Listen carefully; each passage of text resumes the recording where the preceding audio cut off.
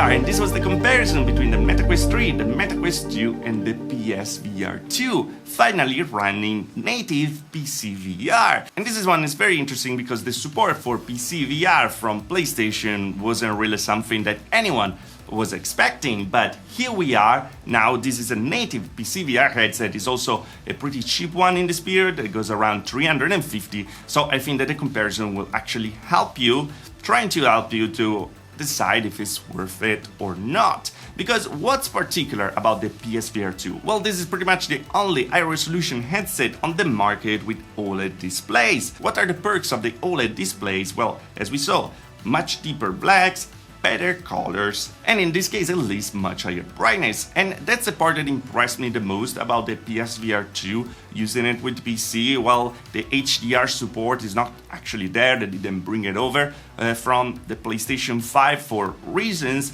The brightness is very high. When using LED dangers, you can really tell the difference between the suns, for example, and the very dark areas of space, and that creates a very immersive experience.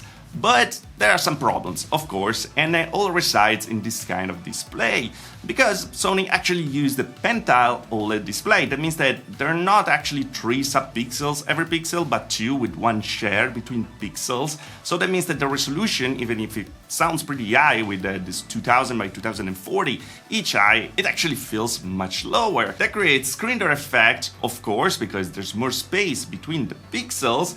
And for that, they actually put a diffuser on top to actually try to hide it as much as possible. The response, though, of this is that everything feels and looks a bit muddy. So you can really see in the comparison that when we go from the PSVR2 to the Quest 3, it's like if we wear glasses. And that's a kind of weird, because the perk of having the direct connection to the PC, this actually brings like the smaller details to life, because there's no decoding and coding, and so informations are not really lost in there. And we can see the advantage of a direct connection in this instance when we can actually spot the cars for much further away. But for the rest, well, it's totally another story. And this is also due to the older generation lenses, where on the PSVR2 we have Fresnel lenses, on the Quest 3 we actually have pancake lenses, so everything is super clear, the sweet spot is gigantic, pretty much entire lenses. Instead, on the PSVR2 we still have the same problems that we had on the Quest 2. The thing though, that the lenses are actually better on the Quest 2 than on the Quest Pro, so the Quest 2 actually holds up the comparison, even if we're talking about a much older headset. By the way, little note about the PSVR2 and the persistency of the display. When it was running on PS5, if you will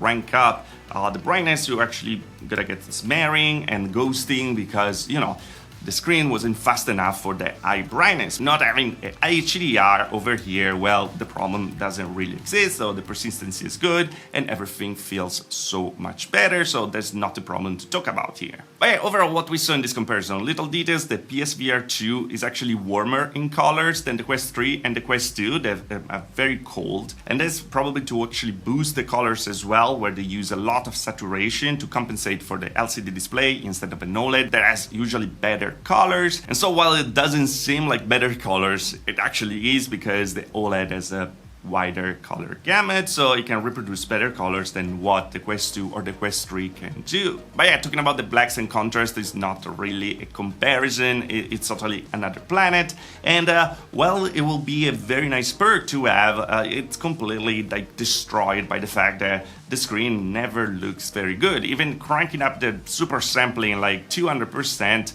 this thing just it feels muddy. It doesn't show all the details. It's actually harder to read text than with a headset with a, you know, or lower resolution, or even running through an USB port. So well, here we have it. What do I think about it? Well, I think that PSVR2 is actually better to be compared with the Quest 2 than the Quest 3. That's why the reason of this comparison, it kind of feels like an older gen. It's a good headset. If you have it already, it's amazing that you can actually use it with PCVR. But as we said in the previous video, don't expect miracles. It's not a magic wand. It's not gonna solve the problem of the headset, because that resides in hardware and that's not really fixable.